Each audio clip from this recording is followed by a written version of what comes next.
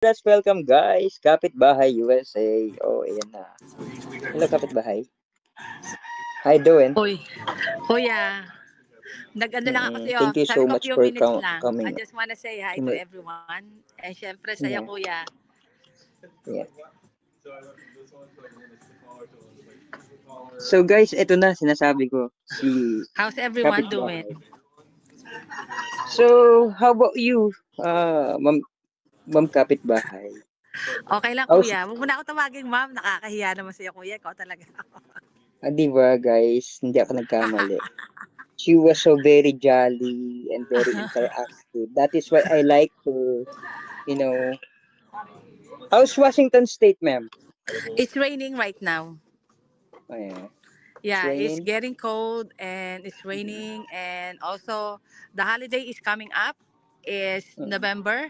It's a big holiday, which is Thanksgiving. Yeah. And yes, so it's kind of busy and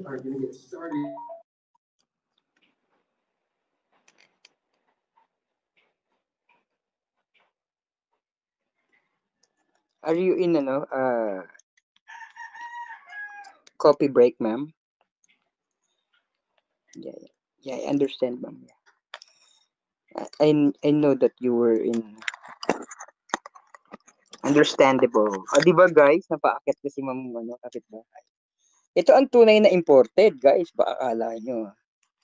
Kapitbahay USA. Yeah, I understand, ma'am. kuya na enough ko kasi nagsasalita yung MC namin dito eh. Andito Yeah, ako I sa know. briefing. Andito Yeah, ako I sa know. briefing. Oo. Mm. So, iniintay namin yung mga dito, mga sundalong dadating na yung mga bagong dating.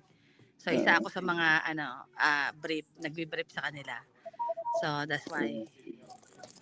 Nakaka-proud ka naman, ma'am. Alam mo yung malaman ko yan. Sabi ko, ha?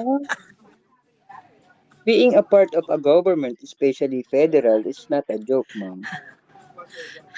Kahit Yeah. nga kahit nga ako hindi ako ako nga kahit nga ako hindi ako makapaniwala eh kasi from the Mm. Philippines tapos here in Mm. the USA, parang feeling ko kung nasa Pilipinas ako, parang feeling ko parang hindi ko parang wala ako sa level na ganoon. Pero kasi Mm. nga dito sa USA, parang feeling ko siguro yung hard work ko at saka yung nakitaan ako ng marunong Mm. makisama. Opo. Hard work, marunong makisama at saka ah, unconscious sa mga sinasabi ko kahit yung English ko hindi masyadong fluent. So Yeah. natutuwa sila doon sa ganong sitwasyon na kumbaga nakikita na ako ng confident. Yeah.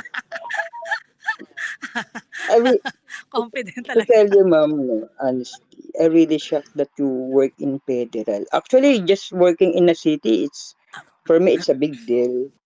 But beyond beyond city work, like federal, sabi ko, wow. Diba? Guys, alam niyo ba, when you say federal kasi mga kapatid no, sa aking mga viewers, para siyang i-consider natin they are a national government employees. No? National. They are federal. They work with the militaries inside the camp. Ma'am, nakaka-proud ka. Thank you so much for your for doing well to United Mm. States. You giving us a very Meron nga ako you make kuya, us meron proud. nga oo, kuya. Meron nga ako isang viewers na siya Mm, yung nagsabi sa akin. Siguro nung nagsisimula ako sa YouTube, syempre mm, panatawa nga ako, kengkoy-kengkoy. mm, Tapos mm, parang ang yung parang typical na kapitbahay, yung typical na natural na tao. Tapos naging friends ko siya sa Facebook. Tapos yeah. nag-message siya sa akin. Nakita niya kasi yung Mm, profile ko. Tapos mm, yung description ko doon. mm, Siyempre nilagay ko doon yung yung trabaho ko, saan ako nagwo-work para mm, siyempre para pag nakita ng mga tao yon, ibig sabihin mm, hindi ako fake, ibig sabihin totoong tao ka. Kumbaga yung correct. profile mo, yung Mm, Facebook mo is a real person, hindi siya scam. So but mm, anyway, nag-message siya sa akin, sabi niya sa akin, "Uy, mm, kapitbahay, hindi ka pala basta-basta. Ibig Yeah, sabihin, for the yeah. first beginning, siguro Mm, feeling niya basta-basta lang, basta-basta ako. Ibig sabihin, sabi, mm, mm, sabi ko, bakit pa nasabi naman di ako basta-basta? Uy, daan ka pala nagkatrabaho ah. Kasi mm, nakita niya rin yung Facebook ko. So sabi ko naman, mm. hindi naman, ganun pa rin. Sabi ko ganun. Wala naman siguro pinagkaiba. Siguro parang nagulat lang talaga siya. Na Bali, wala ma'am. kasi parang wala sa aura ko kasi. Kasi yung iba Mm, talaga, makikitaan mo talaga ng nasa aura. Tsaka medyo mm, yung very vocal. Pero kasi ako, mm, ah, yun nga, pag may nagtatanong sa akin, sinasagot ko lang naman talaga. Pero I didn't say a lot of things. Parang specific mm, lang yung sagot ko. mm. Yun nga yun. So, can you give us a little bit the steps or a fact why you became a federal member or federal? Alam mo kuya, kasi Can talaga you sa gi- totoo lang, since I got here in the United States as a Opo. spouse of Mm. my husband, which is a service member in the A United military States. also? Oo, Oh. he was active as US Oh. Army. Then then it's hard to ano talaga, it's hard to get to this kind of Mm, job kasi mm, I always applied and I didn't get accepted on my mm, profile. Oo, I didn't get accepted. It's really hard. And also now I know it's really competition to get here ah, in this job. It's very competition. You have a lot of you know, like references, very important, the references that you put on mm, your resume, and mm, also the the experience mm. that you have. Usually I start ay si kuya wala na. Nalaglag si Yeah, kuya. I'm still. No, I'm still here, ma'am. Aha, Yeah, yeah. ayan. I'm still here. Go ahead. Nahulog ba ako, guys? Oo. So but anyway, nag-start talaga ako bilang sobrang ano lang parang seasonal job. Parang parang seasonal job. Nag-start Mm, lang ako ng seasonal job. Ibig sabihin ng seasonal job, very short, ano lang yon, yung very short lang na parang volunteer ka lang doon. Parang mm, ganon. Kasi nga very short lang siya. So pag natapos yung season na yon, wala ka ng trabaho.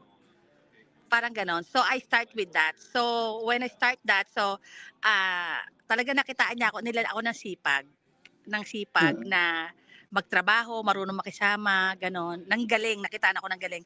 So instead na matapos ako doon sa kontrata na yon, kasi seasonal yung mm, job. So yung one of the manager lumapit sa akin. Sabi sa akin, kung gusto kung gusto ko daw kung gusto ko raw maging references siya doon sa resume mm, ko na mm, in-applyan ko kasi nag-apply nga ako ng ibang position which is kasi EDNA ako. So siya talaga mismo lumapit sa akin. He recommended himself to be may references. So nagulat talaga ako. Sabi ko, oh really? Sabi ko sa kanya, hindi, I didn't expect that you asked me and you know, kasi parang nag-apply lang ako, parang wala lang, ganon. mm, Tapos siguro, on that way, parang feeling ko kasi nga sa loob ng base, magkakilala yan sila eh. So it means mm, I recommended with my old boss, ayaw niya ako mawala, ayaw niya akong mag-end doon sa seasonal job ko. So na-recommended niya talaga ako dito sa trabaho ko ngayon. Tapos yun nga, na I mm, got an interview, then I telling the truth that I am not really good on the computer kasi nga mm. I'm not hindi ako computer lady sa Pilipinas. Ayun. I used to work Yeah. as a warehouse. Sa warehouse talaga Mm, ako, physically job. So I'm telling the truth talaga na hindi ako magaling sa computer, wala talaga akong experience pagdating sa mga ganyan. I'm telling the truth. Tapos sabi ko naman talaga nung in-interview ako, but if you teach me, so mm, I'm easy to learn and I'm eager to learn and also I know I can do that. Kasi nga mm, I wanna be, gusto ko ng bagong experience, yung parang maiba yung world ko kasi nga yung trabaho ko talaga it's sa opisina, front desk.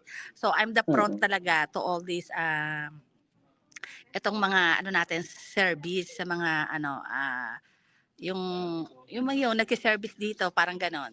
So wala akong mm. experience. So parang down na down ako noon.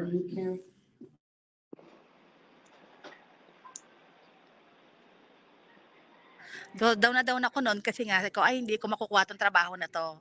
Sabi kong Mm. gano'n. Tapos tinawagan ako. Tapos pagdating ko doon sa site na 'yon, sa trabaho na 'yon sa office, talagang Mm. tinraining ako maigi ng manager. Kasi nga Mm. siguro alam niya na wala talaga akong experience. Tapos nagulat na gulat sila bakit daw ang galing ko. Parang ayaw nilang maniwala na wala akong experience tsaka bago na ako. Kasi nga in a Mm. week, parang gano'n, parang few days lang ata, "Ba't ang galing mo? Akala ko wala kang experience." So siguro parang very natural talaga sa akin Mm. ito nga yung yung parang face to face, Mm. ito nga yung para ako kasi nag-host, tapos interact to the people, tapos yung mga Mm. namimit ko mga tao, sobrang lalaki, alam mo yon, yung matataas yung rango, mga colonel, mga Mm. ganoon. Tapos parang nami-mention talaga nila yung pangalan ko talaga, which is pag after mga events, nami-mention talaga kasi nga parang pili ko nagagalingan talaga sila o parang siguro satisfied sila doon sa yung welcoming sa kanila doon sa trabaho ko na ganoon. So siguro, very natural siguro sa akin, kaya siguro. Pero sobrang mahirap talaga din. Mahirap talaga pinagdadaanan din. Hindi talaga Mm. basta-basta. So, bago ako nakakuha ng dito, ng benefits, sobrang tagal din. Talagang kailangan talaga, So kasi competition Piling-pili talaga yung so mga nagkakaroon ng mga benefits.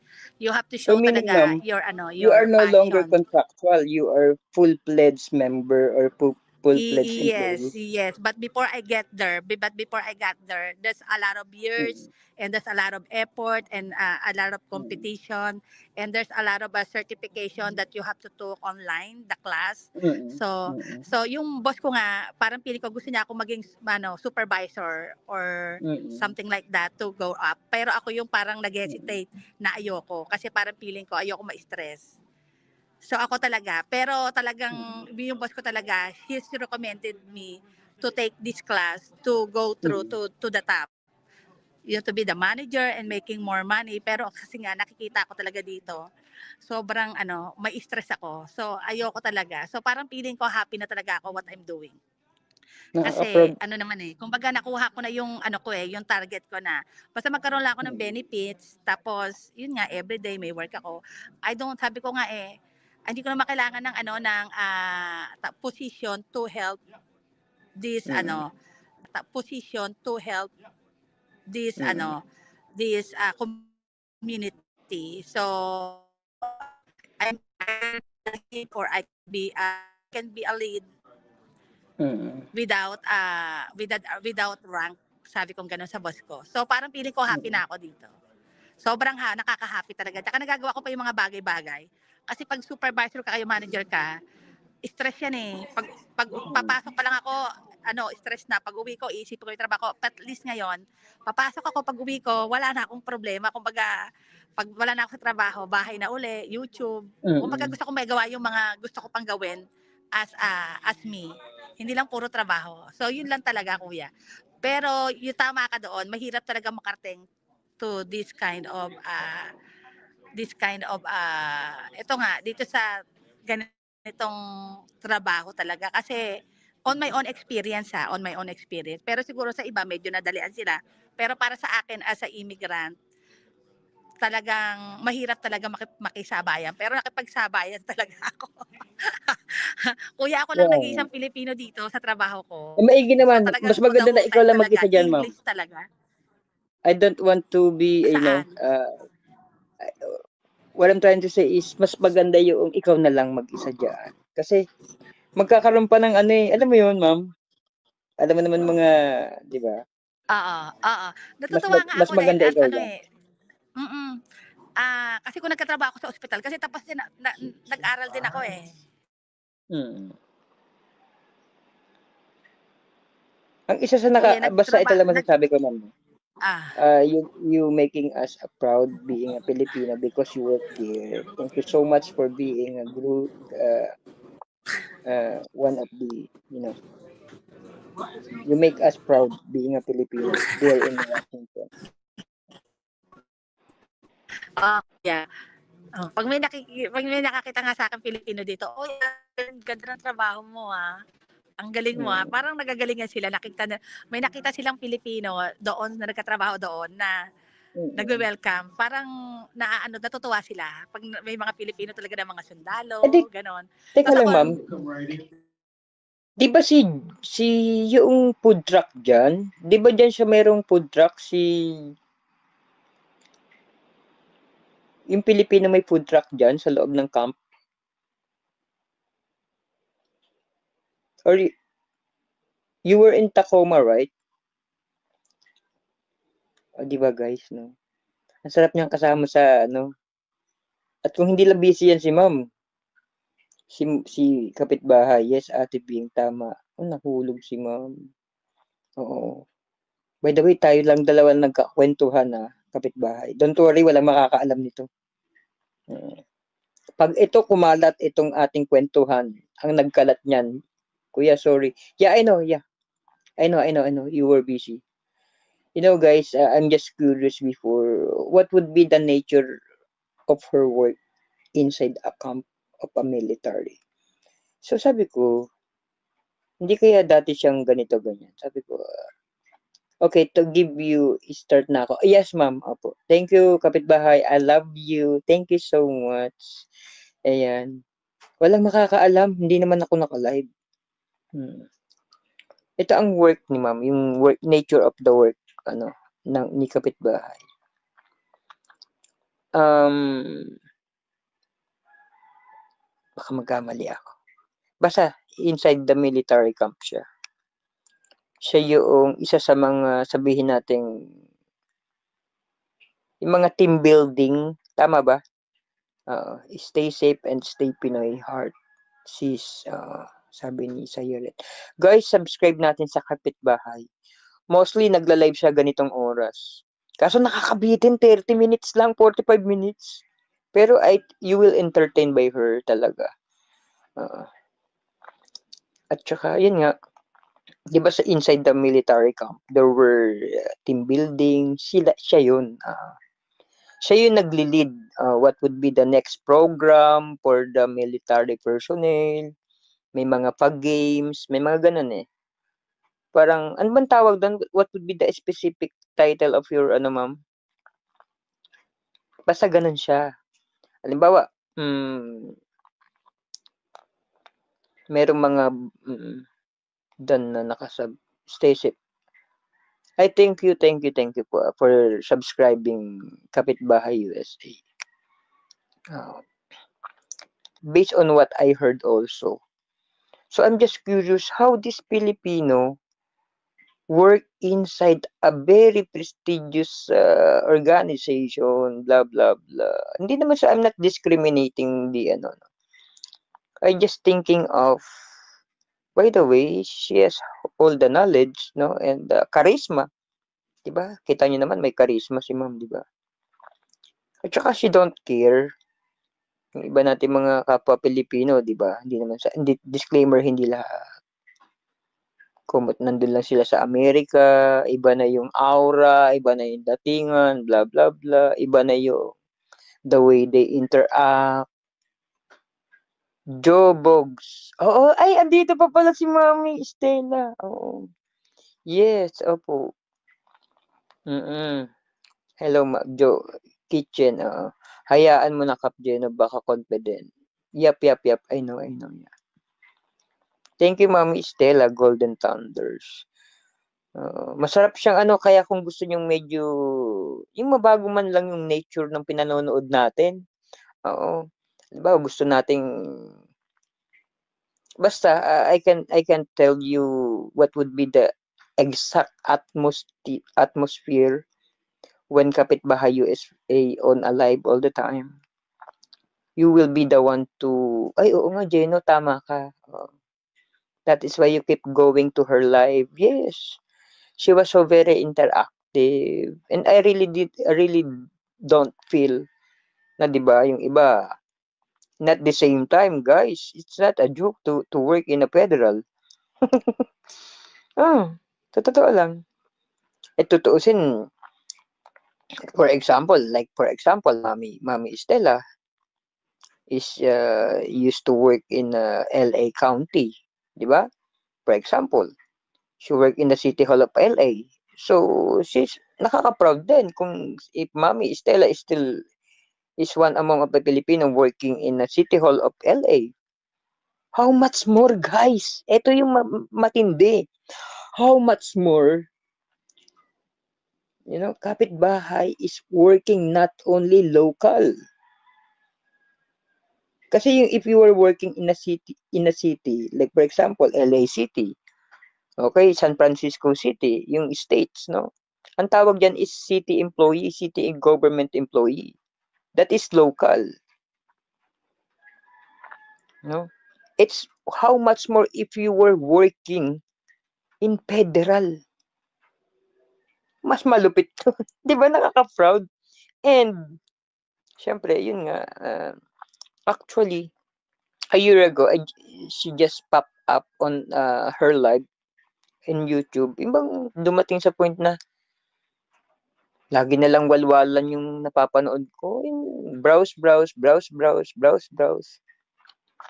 And then may nag-pop up. Sabi ko, iba ang aura nitong mukha nitong babaeng to. Yung mga ganun. Hindi nag-stay ako mga few minutes. Aba, nakita ko rin doon si Patatas Boy. Sabi ko, hoy, Patatas Boy, ba't andito ka? At saka si Shala. Sabi ko, if you can remember that, ma'am, kapitbahay, Ma'am Mirna. Actually, she is one among of my friends now.